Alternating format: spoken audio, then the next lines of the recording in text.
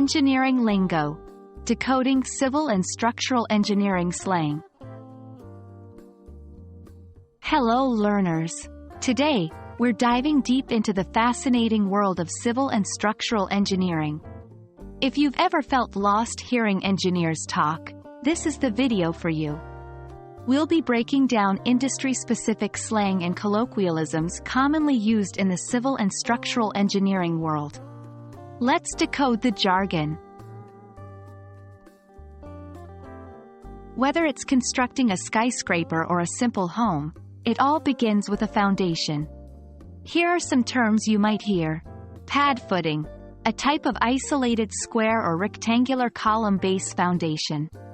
Pile cap, a thick concrete mat that rests on concrete or timber piles driven into soft or unstable ground to provide a suitable stable foundation. Rebar, short for reinforcing bar. It's the steel used to reinforce concrete structures.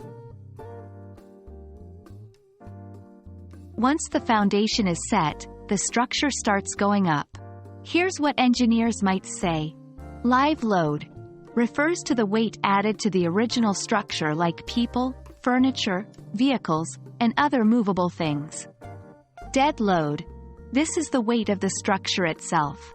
Think of it as the weight of the building without any additional contents.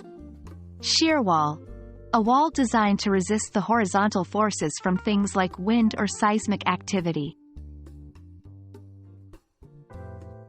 When constructing, it's vital to ensure everything is connected well. Here are terms related to that. Moment connection. A joint between two members where bending moment can be transferred from one member to the other.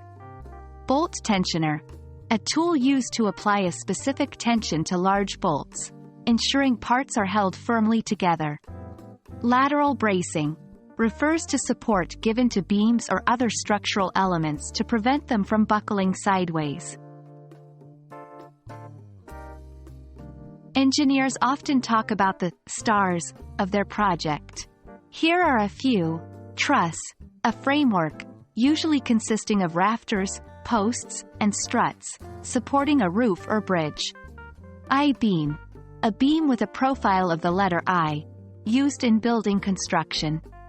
Cantilever, a projecting beam or member supported at only one end, often seen in modern architecture. There you have it, a glimpse into the language of civil and structural engineers. Remember, every industry has its unique jargon, and understanding it not only makes communication smoother but also deepens your appreciation of the craft. We hope this video has shed light on some intriguing engineering terms for you. Until next time, keep building your language skills.